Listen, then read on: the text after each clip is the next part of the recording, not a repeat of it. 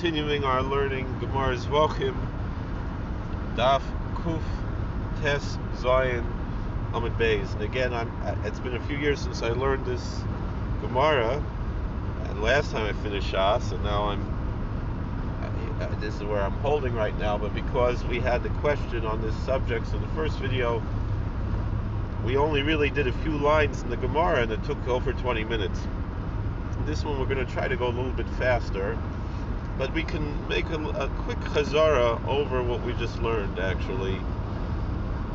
That basically, Amar Mar, the Mar means the master, says that non-Jews today are allowed to do this. What is it? Hamani the Tana Rabbanan Daber al Bnei Yisrael Yisrael Mitzuvin al Shchutei Chutz Ve'ein Oivdei Kechavim Mitzuvin al Shchutei Chutz. Basically, that Jews are prohibited from offering sacrifices at the temple, but non-Jews are not. Lefichach kol echad ve'echad boinu lebam la'atzmai makriv mashi yirtza. So therefore, every Gentile is allowed to build a private altar for himself and offer upon it anything that he wants, whereas a Jew is not allowed to do that.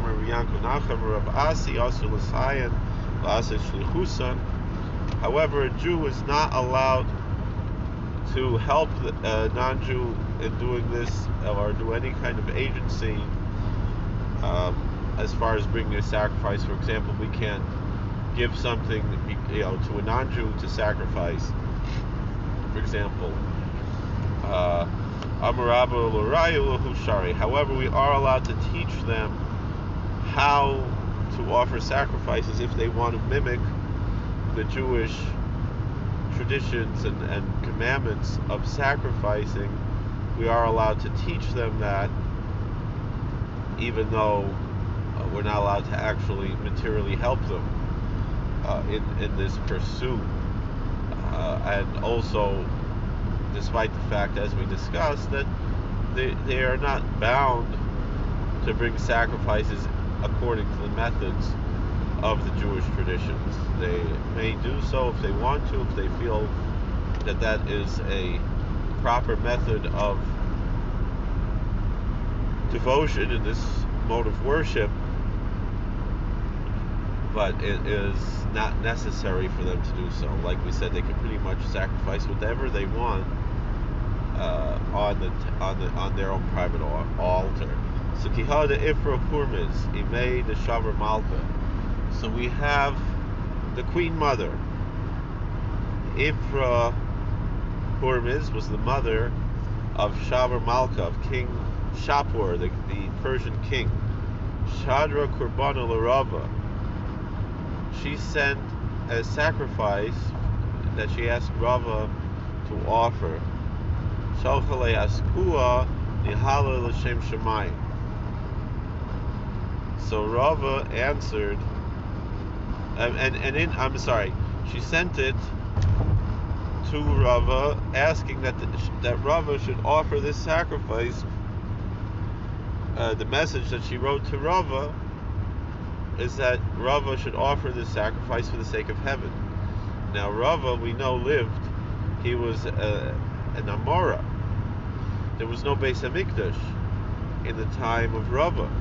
So how is Rava going to bring the sacrifice for the sake of heaven that Ifra Hurmiz is asking to bring?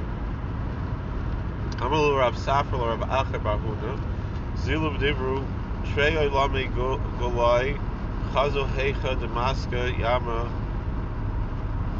Shirtan Vishaklut Sive Chadati Vapiku Nura Mamra Chadata Baskua Nihala L'Shem Shemayim. So Rava told Rav Safra and Rav Acher Bar Huna, you should take two Gentile young men of the same age and see where the sea raises silt, seer tone. And they should take new wood and bring fire from new vessels and sacrifice this, whatever the animal, let's say she sent a cow or a sheep or a goat, asking that should be sacrificed, these two young men should find a nice place to go perform this, and they should do it on her behalf. And they should do it l'shem shemayim. They should do it for the sake of heaven, and not for the sake of idolatry.